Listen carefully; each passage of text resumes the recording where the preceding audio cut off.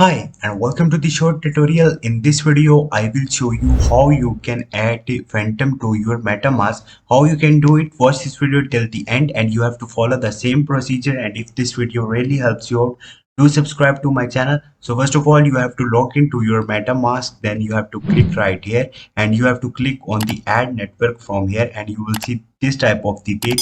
After that, you have to create a new tab and you have to search for the Phantom to the MetaMask, and once you will do it, here you will see setup metamask phantom. Simply click on it. This is a docs file by the phantom. So once you will do it, after that you have to uh, scroll down and here you will see this detail. Simply copy first one, add network name, then add the RPC,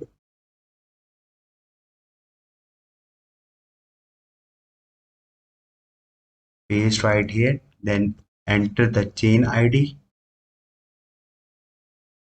and then symbol FTM.